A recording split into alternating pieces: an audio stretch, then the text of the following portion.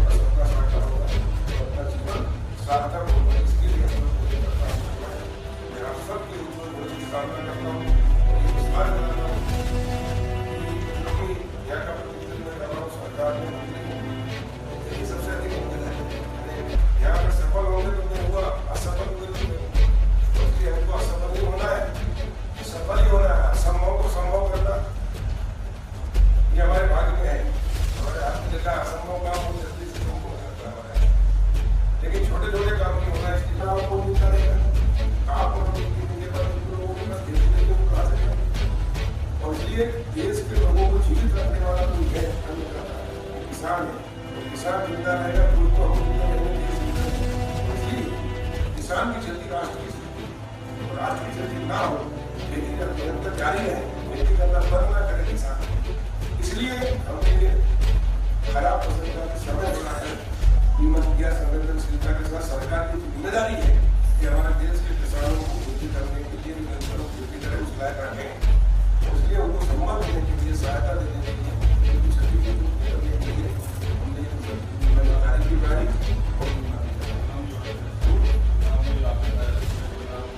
और वनग्राम राजस्थान होते हैं, उसके नियम एक करना होता है। पटवारी हल्का इकाई है, राजस्व भूमिगत को होगा, वनग्राम का राजस्व विकास नहीं है, लेकिन हमने उसको उससे मैपिंग करा दी और हरदा जिले से शुरुआत सीओ जिला 2 जिले हुए अभी, लेकिन रवि में अब सब कर रहे हैं। फिर एक ध्यान हो रहा है, इसको एंकर मतलब कोई बोल एक पटवारी लग गया। अब एक गाँव पर पटवारी लगता है या वन ग्राम में 2-3 ग्राम में जो छोटी जमीन है। समीक्षा बैठक के दौरान मंत्री श्री कमलजी पटेल ने मीडिया से भी बातचीत की।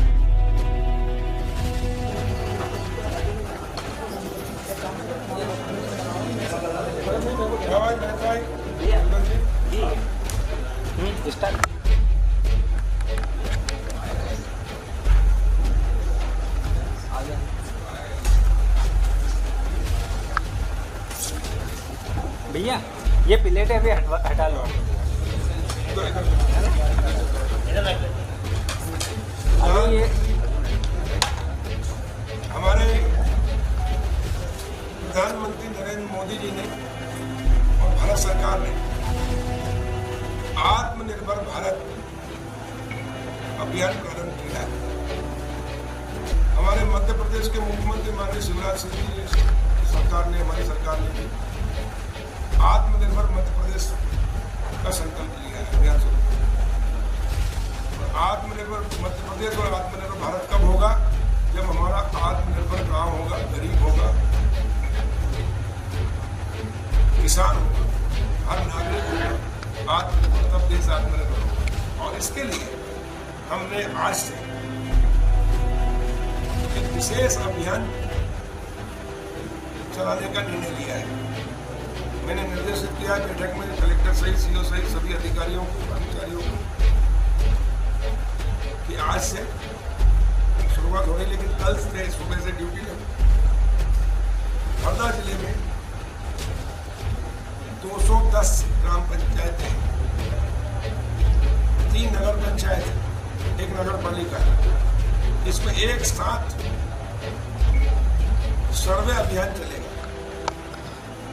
चलाया जाए, निर्देश दिए हैं। उस सर्वे में फॉर्म रहेगा 1 नंबर मकान से लेकर ग्राम पंचायत, मान लो 300 मकान है, तो 300 मकानों पे घर पे जाएंगे हमारे पंचायत के सचिव, पटवारी, नाकेदार, आंगनबाड़ी कार्यकर्ता, स्वास्थ्य कर्मी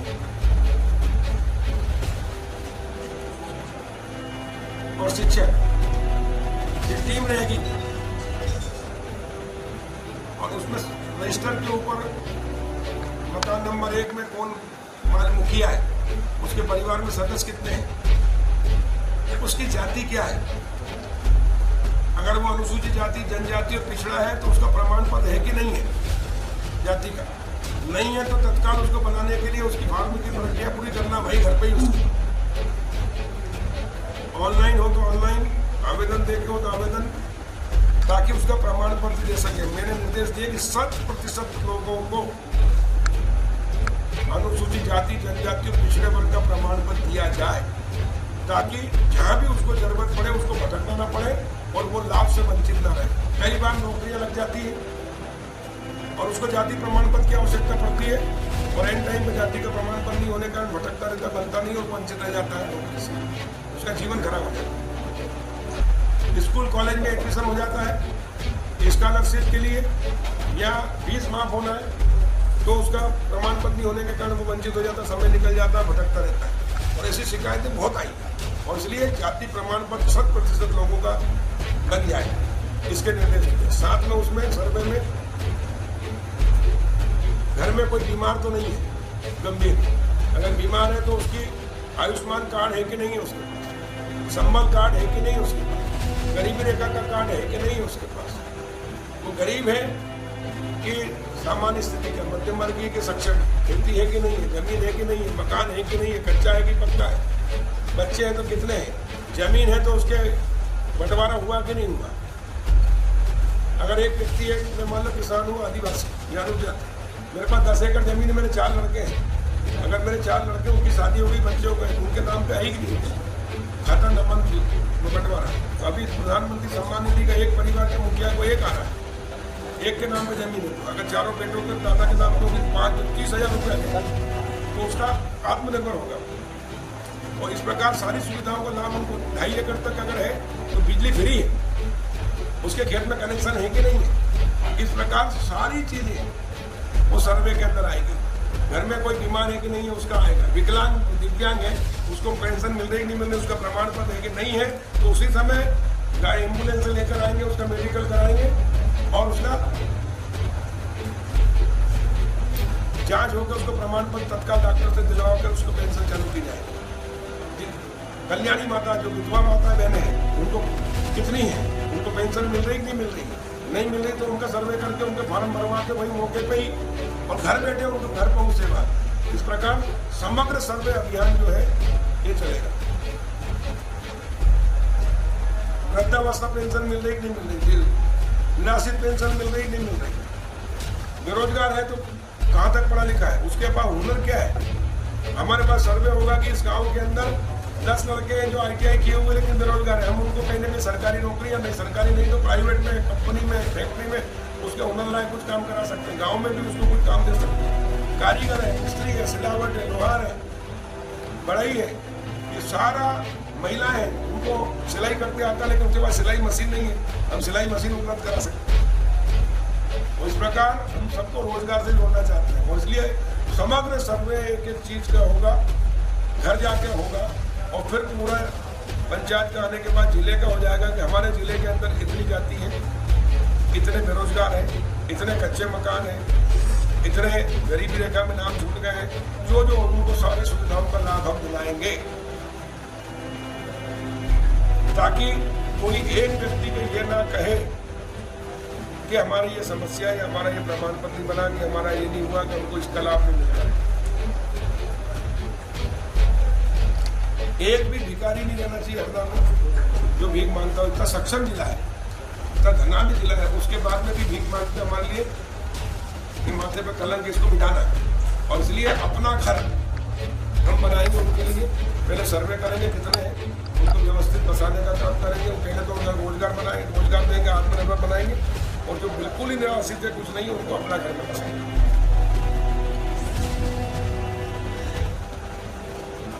वन भूमि के पट्टे वर्षों से जमीन पर कब्जे उनके विचारों के वन भूमि में आदिवासियों के पिछड़ों, लेकिन उनको पट्टे नहीं मिले, उनका भी पूरा समग्र सर्वे करके उनके फार्म भरवा के उनकी फॉर्मेलिटी पूरी करके और ये 30 सितंबर तक सर्वे पूरा हो जाएगा और उसके बाद 1 माह के अंदर अक्टूबर में सबको हम प्रमाण पत्र जारी कर देंगे, जो जो जिनको चाहिए। पट्टे नहीं तो पट्टे देंगे, आवास नहीं तो आवास के लिए उनके फॉर्म भरवा के उनकी सूचित कराएंगे। निराश्रितों को, विकलांग को, दिव्यांग को, विधवा को सारी सुविधाएं सरकार की जो योजनाएं हैं 27 प्रकार के। आयुष्मान कार्ड 5 लाख तक का इलाज प्रधानमंत्री आयुष्मान योजना के तहत मिलता है, लेकिन कई गरीबों के कार्ड नहीं बने हुए, आधार कार्ड बने हुए नहीं है। आधार कार्ड नहीं तो कोई सुविधा नहीं मिलेगी, इसलिए आधार कार्ड में 100% लोगों के हर सुविधाएं जो सरकार की है 100% हरदा जिले में एक नागरिक को मिल जाए। और हमारे पास पता लग जाए कि हमारे पास कितनी जनसंख्या है, कितनी क्या है, एक चीज। फिर वन भूमि के पट्टे वो भी हम देंगे। और उसके अलावा शासकीय भूमियों पर बहुत अतिक्रमण है, हमको कॉलेज के लिए जगह नहीं है, स्कूल के लिए जगह नहीं है, कोई जनहित के कार्य करना चाहते हैं, गौशाला बनाने के लिए सभी पर कब्जे हो गए। अभी प्रधानमंत्री जी ने सारे गाँव में, मुख्यमंत्री जी ने सारे गांव के अंदर कब्जा हटा कर शमशान, हर पंचायत में एक शमशान घाट बनाया है। वहाँ का जाने की सीमेंट रोड बनाई है या नहीं है वो बनाएंगे, लेकिन गोठान और गौशाला के लिए कोई जगह नहीं है। सड़कों के ऊपर गाय, गौ माता रहती, दुर्घटनाएं होती है, उसके कारण लॉ एंड ऑर्डर की स्थिति भी खराब होती है और हमारे बच्चे बच्चे आम आदमी की दुर्घटना होती है। हरदा जिले में 30 तारीख तक का समय पूरे एक गाय और गौवंश का सर्वे होगा, किसकी है उसको सूचित करेंगे, वो अपने घर में बांधे, नहीं तो हम उनके लिए गौशाला में ले जाएंगे और गौ अभ्यारण्य के लिए जगह देखिए। 50 एकड़ से ऊपर जमीन है तो वहाँ वही चरने की व्यवस्था होती है और वही गौशाला रखने की व्यवस्था, वो भी शासकीय स्तर पर हम करेंगे, ताकि सड़कों पर कोई भी गौवंश न रहे, वो भी सम्मान के साथ जी सके। उसको चारे पानी की व्यवस्था, चारे की व्यवस्था, गौशाला और गौ अभ्यारण्य की व्यवस्था की जाएगी और जो मालिक है जिनके उन तक उनको पहुँचाया जाएगा। अगर उसके बाद में भी कोई छोड़ेंगे तो उनके खिलाफ कार्रवाई की जाएगी।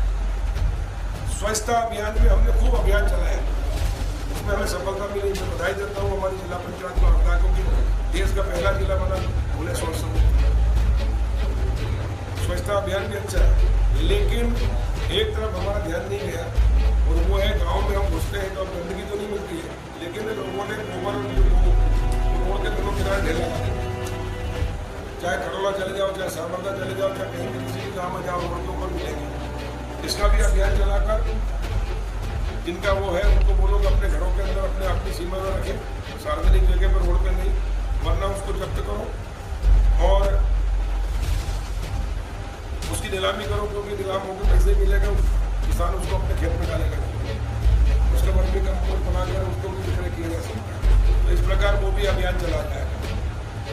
पन्नियाँ, प्लास्टिक पन्नियाँ, इसके खिलाफ भी अभियान चलाया जाएगा। ये हमारे प्रधानमंत्री जी के जन्म सप्ताह जो मना रहे हैं उसमें भी सहायक होकर आत्मनिर्भर भारत बनाना है, तो इन सब चीज़ों का ध्यान देकर इन सबको सुविधा पहुँचाकर उनको आत्मनिर्भर बनाएंगे, तभी मध्य प्रदेश आत्मनिर्भर होगा, देश आत्मनिर्भर होगा। इसमें हम विशेष समग्र सर्वे अभियान चलाकर इसकी पूर्ति हम करेंगे।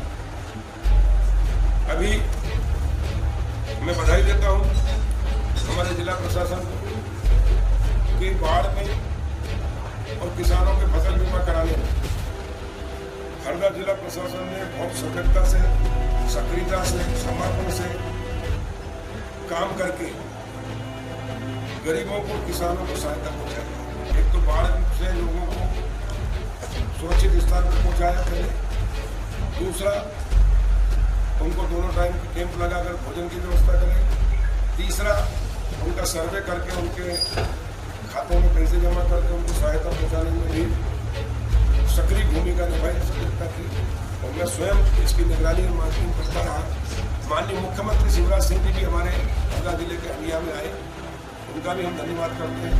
और उनके आने से और हमारा प्रशासन सक्रिय हुआ और लोगों को शासकीय सहायता अनुदान पहुँचाने में हम सफल हुए। जिन लोगों के पूरे आशियाना बह गए, इसमें भी एक और बताना चाहता हूँ कि जितने भी इंदिरा आवास बने थे सब बह गए, लेकिन मुख्यमंत्री आवास और प्रधानमंत्री आवास टिके रहे। इससे समझ में आता है कि सरकारें दो प्रकार की, दो सरकारें थी। एक सरकार वो थी जो गरीबी हटाने का खाली नारा देती थी और कच्चे काम करती थी, इसलिए शासकीय पैसों का दुरुपयोग भी हो गया और सब बह गए। लेकिन मुख्यमंत्री शिवराज सिंह जी और हम लोगों ने उस समय तो मुख्यमंत्री आवास योजना के तहत जो आवास बनाए थे और प्रधानमंत्री नरेंद्र मोदी जी ने प्रधानमंत्री आवास योजना के पक्के मकान बने, मुख्यमंत्री और प्रधानमंत्री, उसकी एक ईंट भी नहीं गई, न कोई दीवार गिरी, न कुछ हुआ और वो घर में सुरक्षित भी रहे। तो इस प्रकार पक्के काम हमने किए, इसलिए प्रधानमंत्री जी और मुख्यमंत्री जी का मैं आभार व्यक्त करता हूँ, धन्यवाद। और आगे भी हम सभी काम और मजबूत करेंगे। अभी जो हर साल बाढ़ आती है, मैंने कलेक्टर को निर्देश दिए हैं कि ऐसा सर्वे करके पूरा किया जाए, कितने घर डूब हर साल आते हैं, उनका व्यवस्थापन किया जाए और उनको दूसरी जगह चिन्हांकित करके उनको आवंटित कर वहाँ उनको बसाया जाए, ताकि हमेशा के लिए बाढ़ से वो मुक्त रहे और जीवन उनका सुरक्षित रहे। तीसरा, सरकारी जगहों पर अब जगह नहीं, कहाँ बसाएंगे? तो सरकारी जगह पे अतिक्रमण है, वो अतिक्रमण मुक्त कराकर उनको वहाँ बसाएंगे।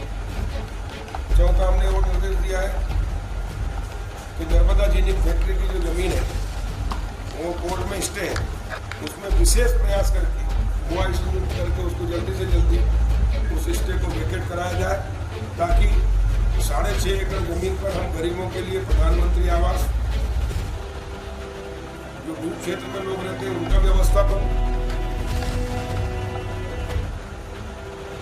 और शहर के विकास के लिए, जन कल्याण के लिए क्या क्या योजना जमीन का उपयोग हो सकती है, उसका पूरा उपयोग करके वो निर्माण करें, ताकि हमारा शहर सुंदर हो और गरीबों के आवास की समस्या और भू क्षेत्र के रहने वालों की समस्या भी हमेशा के लिए खत्म करने में सफल है। इसी प्रकार कलेक्ट्रेट के सामने, पुराने कलेक्ट्रेट के सामने, न्यायालय के सामने जो एरियर ग्राउंड है, उसका भी स्टे था, कांग्रेस के लोगों ने उसको भी अड़ंगे डाले थे, वो भी हड़पना चाहते थे कांग्रेस के प्रवक्ता अभय केकरे, लेकिन हमने हाई कोर्ट में उसको भी नगर पालिका ने प्रयास करके उसको हमें सफलता मिल गई है, वो जमीन भी मुक्त हो गई। शीघ्र ही वहाँ बढ़िया इंडोर स्टेडियम हम बनाएंगे, ताकि हमारे बच्चों के, हरदा जिले के बच्चों को खेलने की सुविधा मिले, ताकि हरदा के बच्चे देश और अंतर्राष्ट्रीय स्तर पर अपना खेल का प्रदर्शन करने में सफल हो, हरदा का नाम निर्माण करें। इसके लिए भी हम प्राथमिकता के आधार पर प्रयास करें। इसी के साथ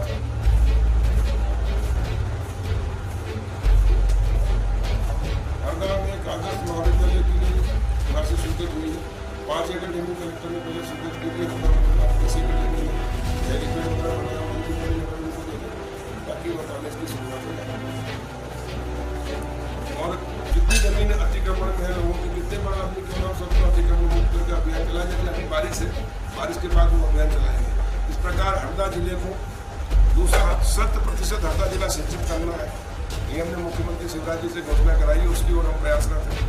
गंजाल मोरन डैम की 2 माह के अंदर हम उसकी पूरी डिटेल DPR बना लेंगे और 2 माह के अंदर ही मुख्यमंत्री जी से बुलाकर इसका भूमि पूजन और आधारशिला रखाएंगे और काम शुरू हो जाएगा। किसी की जमीन हम अधिग्रहण नहीं कर रहे हैं। अंडरग्राउंड पाइपलाइन से किसानों के खेत तक पानी पहुंचाया जाएगा और 4 साल का उसमें समय दिया है। ठेकेदार ठेका हो गया है, डिटेल DPR बनकर 2 महीने में उसका काम शुरू करेंगे। लेकिन हमारा प्रयास रहेगा कि 3 साल में ही हम वो काम पूरा कराएं और उसके लिए मैं व्यक्तिगत रूप से पीछे पड़ा रहूँगा। हर महीने समीक्षा करूँगा और लोगों के सहयोग से, जिला प्रशासन के सहयोग से और ठेकेदार को पीछे पड़कर इस काम को पूरा कराएंगे, ताकि 2023 तक हरदा जिला 100% सिंचित हो जाए, उसका प्रयास करेंगे। और उसमें रेहटगांव तहसील, भिमन्नी तहसील के छूटे हुए गांव, सिराली तहसील के गांव छूटे हुए और खिड़किया तहसील के छूटे हुए गांव, 100% खेत उसमें सिंचित करने का प्रयास किया, कवर किया। जो छूट गए थे उनका भी हमने सर्वे के निर्देश दे दिए। 5-7 गाँव छूट गए थे, वो जोड़ लिए गए। अब हमारा बच्चेगा नागावा, पानपाट, देवपुर और उधर करणपुरा, लोटिया, सैनपुर, सोनतलाई, पिछोला और उधर हमारा काकड़वा भी है।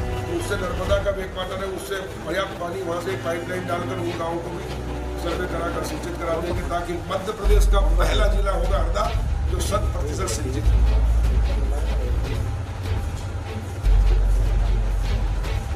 फसल बीमा की हरदा जिले को हमने फिर मॉडल जिला बना दिया। 1 ग्राम की लोगों का भी हमने फसल बीमा कराने में सफलता प्राप्त की है। रविवार के दिन बैंक खुलवाकर और 7 तारीख बढ़ाकर फिर सीहोर जिले के 2 गाँव को किया है।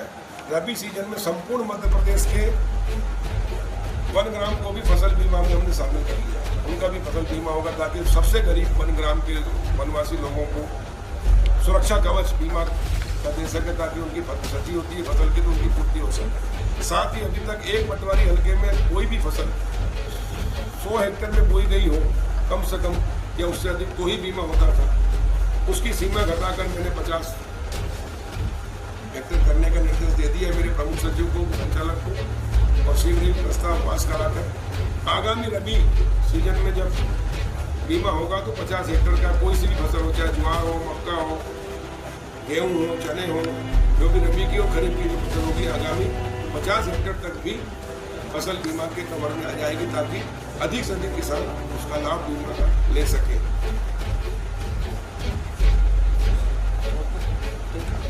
तो देश में पहली बार हुआ है कि हमने फसल बीमा का समय इतना बढ़ाया कि खराब फसल, मरी हुई फसल का भी बीमा करने में हमने सफलता प्राप्त की।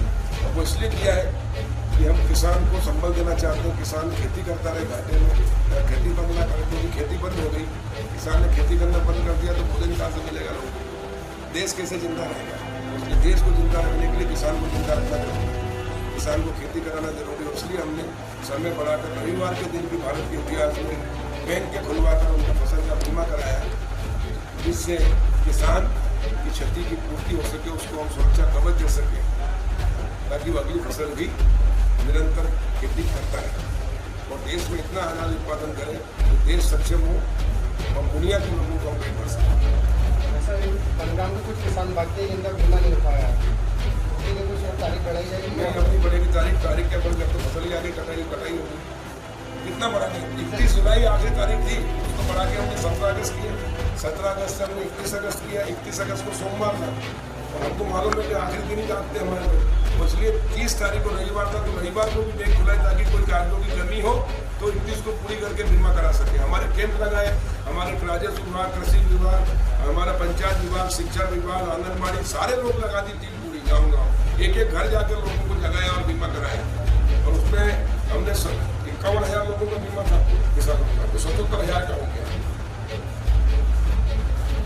यानी 26,000 किसानों का बीमा करने में हमने सफलता प्राप्त इन 7 दिन के 10 दिन। और ये विशेष अभियान चलाकर ही संभव हो सका। हमारे कलेक्टर सीओ से लेकर हमारी पूरी टीम लगी हुई थी और हमने भी व्यक्तिगत रूप से गाँव हमारे पार्टी के कार्यकर्ता और किसान संगठनों को जागृत करके डोंडी पिटाकर, मुनादी पिटाकर, घर घर जाकर बीमा हमने कराया। उसी के कारण ये 26,000 किसानों का बीमा हो गया। और हरदा जिले को हमने आपदाग्रस्त घोषित करा दिया है, कलेक्टर ने घोषित कर दिया। 50% से अधिक फसल खराब होती है तो आपदाग्रस्त होता है, यानी 100% लोगों को आरबीसी 6,000 का फायदा मिला है। उसमें भी हमारी प्राथमिकता है। अगले बार बैठक लूंगा मैं, जिससे अवैध कानूनी नहीं, वो बारे में जानकारी बुलाई है। अवैध कानूनियों को भी वैध करने का प्रदेश सरकार की प्राथमिकता है, उसके तहत भी सर्वे चल रहा है। और कराएंगे जो लोगों ने अवैध कानूनी रखी उनके खिलाफ कार्रवाई करी जाती है और उनसे पैसा जमा कराई, उनके प्लाट है वो सब बेच देते हैं। अगर उन्हें बेचे हैं गारंटी में रखने के बाद में भी उनने बेच दी, अनुमति देने का अधिकारी ने अनुमति दी, उनके खिलाफ भी कार्रवाई करी है और जिन कानून ने गड़बड़ की उनके खिलाफ, लेकिन सुविधाएं पूरी होनी चाहिए, जनता परेशान होती है। सर्वे होकर जैसे आगे चलता शुरू करेंगे। और 18 तारीख को देखिए एक सप्ताह में कितने काम हुए। 12 तारीख को 2.25 लाख मकान मध्य प्रदेश में बने। प्रधानमंत्री आवास योजना के तहत एक साथ 2.25 लाख परिवार को गृह प्रवेश कराया। गृह प्रवेश प्रधानमंत्री नरेंद्र मोदी जी के हाथ से, मुख्यमंत्री शिवराज जी के हाथ से, मैं स्वयं मगरदा और बुधानिया में था, तो कई गाँव में ये सबसे बड़ी उपलब्धि है। मैंने बुधानिया में पूछा कि इंदिरा आवास 50 साल में कितने आए आपके गाँव, तो मुझे गाँव वालों ने बताया, सरपंच ने और सचिव ने 26, और प्रधानमंत्री आवास कितने आए 6 साल में, तो 210। कितना अंतर है। और उसमें कच्चे और ये पक्के, और एक पैसा भी कोई गड़बड़ नहीं हुई, सारे खातों के अंदर सीधे पैसे आए। और 204, 202 का और सर्वे हो गया। 2024 तक हम सभी गरीबों को जिनके आवासहीन है उनको आवास दे देंगे, पक्के मकान बना के देंगे। वो खाली प्रधानमंत्री आवास नहीं देंगे, आवास के साथ उनको गैस टंकी, चूल्हा, 5 लाख तक का उनका आयुष्मान कार्ड, ताकि परिवार में कोई बीमार हो तो 5 लाख तक का इलाज उनका निःशुल्क अच्छे से अच्छे अस्पताल में हो सके, ताकि वो आत्मनिर्भर बने, कर्ज में डूबे। अगर वो 2.5 एकड़ तक के जमीन के है तो उनके खेत में कनेक्शन वो दे सके। अगर उनमें कोई विकलांग है तो उसको प्रमाण पत्र देकर उनकी सुविधा, विधवा है तो पेंशन, निराश्रित है तो पेंशन, वृद्ध है तो पेंशन, सारी सुविधाएं उनको देंगे। और अगर उनका हुनर है तो महिलाएं तो स्वयं सहायता समूह आजीविका मिशन के तहत उनको रोजगार के अवसर दिलाएंगे। अगर सिलाई कढ़ाई बुनाई जानती है तो उसको मशीन उपलब्ध कराएंगे। अगर वो मोना पत्र बनाना चाहते समूह को तो हम उसको उपलब्ध कराएंगे। और अभी 10-10 हज़ार रुपये 2 तारीख को प्रधानमंत्री जी ने लाखों 1 लाख फुटपाथ पर जो काम करते हैं, ठेला फुल्की वाले, दुकान वाले, रोड पे रेहड़ी वाले, इनको 10-10 हज़ार रुपये बिना ब्याज के दिया। 7% ब्याज की छूट भारत सरकार ने दी है, 4% छूट मध्य प्रदेश सरकार ने, और गारंटी भी मध्य प्रदेश सरकार ने दी है। देश में पहले स्थान पे आया मध्य प्रदेश। टोटल का 47% से अधिक राशि तो मध्य प्रदेश के ने खर्च कर दी, बैंकों से दिलाया। तो इसमें भी हम नंबर बनाए हैं। 9 तारीख को प्रधानमंत्री जी से 1 लाख लोगों को हमने 10-10 हज़ार बिना ब्याज के दिलाया। 12 तारीख को प्रधानमंत्री जी से 2.25 लाख मकान दिलवाए, प्रवेश करवाया। 16 तारीख को मैंने परसों 37 लाख लोगों को जो गरीब है लेकिन उनके पास राशन पर्ची नहीं है, 1 रुपये किलो राशन नहीं मिलता है, उनको राशन पर्ची देंगे मुख्यमंत्री। वहाँ से बटन दबा नहीं सबके उसमें आएंगे। यहाँ उदाहरण में किसी कोई मंडी में कार्यक्रम में करूँ, बाकी जगह जिलों में प्रभारी मंत्री अपने अपने जिलों में नौकरी करेंगे, जनप्रतिनिधि करेंगे, सांसद करेंगे, विधायक करेंगे। और 18 तारीख 20 लाख किसानों के खातों में 4,688 करोड़ हम जमा कराएंगे। बीमा का 19 का बीमा कमलनाथ जी को देना था, लेकिन उन्होंने प्रीमियम जमा नहीं किया प्रदेश के हिस्से का, और वो भी प्रीमियम 100% इसके अलावा फाइनेंस की रिस्क होने की खबर करनी थी, इन्होंने 75% कर दिया। इसलिए 1,553 करोड़ कम मिल रहा है।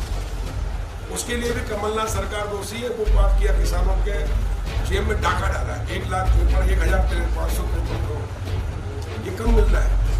मिलना था 1 रुपये 75 पैसे मिलेंगे, क्योंकि इसके अलावा फाइनेंस उन्होंने 75% कर दी। मैंने कृषि मंत्री मंत्री मेरे पास फाइल आई, मेरे पास भी आया फैसला 75 का, मैंने नहीं माना।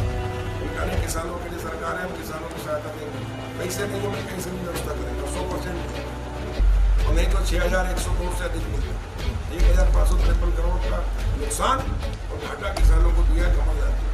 और ये होते भी मुख्यमंत्री तो मिलते नहीं, 18 का बीमा नहीं मिलता, 19 का नहीं मिलता। तो बनाओ ज्योतिरादित्य सिंधिया जी का मंत्री 6 और 22 विधायकों का, जिन्होंने इस्तीफा देकर कांग्रेस की सरकार गिराई और भाजपा की सरकार बनाई, शिवराज जी मुख्यमंत्री बने, जिसके कारण 18 का भी 2100 करोड़ हमने बीमा दिया, और 4,688 करोड़ 18 तारीख को हम दिलवा रहे हैं।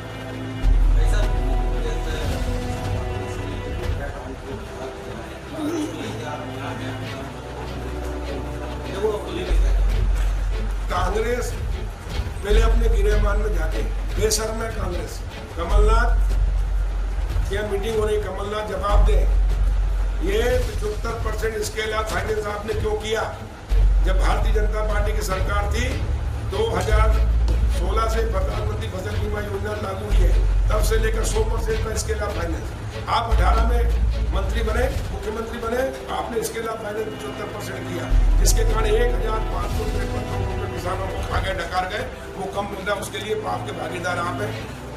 आप जवाब, ये बेशर्म है, और इसलिए मेरे कार्यकर्ताओं बेशर्म लेकर इनको बेशर्म के फूल से स्वागत कर रहे हैं।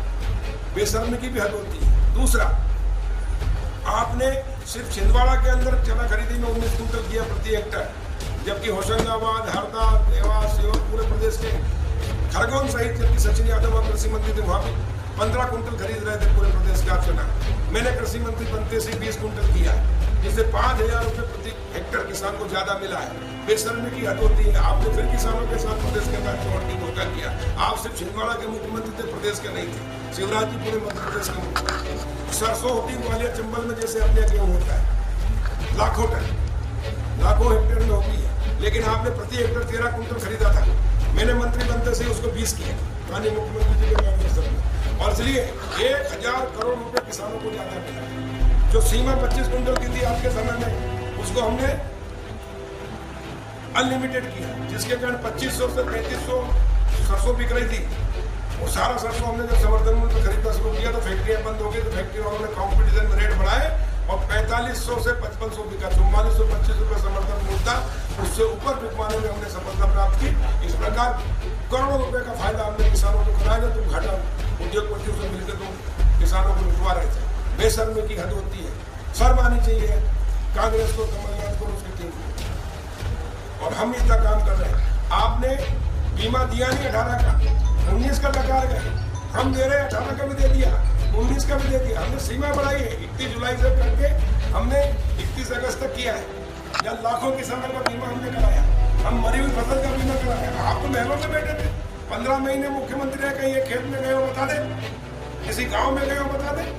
आपने किसानों को धोखा दिया, 2 लाख कर्ज माफ करने का चाहता लेकिन नहीं किया, और इसलिए कारण किसान डिफाल्टर हो गए, आपके नाम पर रो रहे हैं।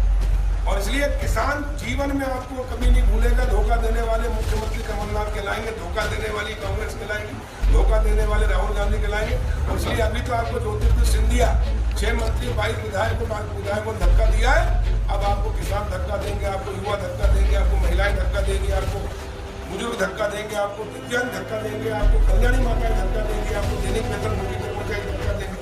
आपने पत्रकारों के साथ भी धोखा दिया, पत्रकार भी आपको धक्का देंगे, पूरा प्रदेश की जनता आपको धक्का देगी। हमेशा के लिए आपकी राजनीति खत्म और कांग्रेस खत्म। अब जीवन में कभी सत्ता में नहीं आ सकती, क्योंकि धोखा देकर एक बार जीत सकते हो, दोबारा कभी नहीं।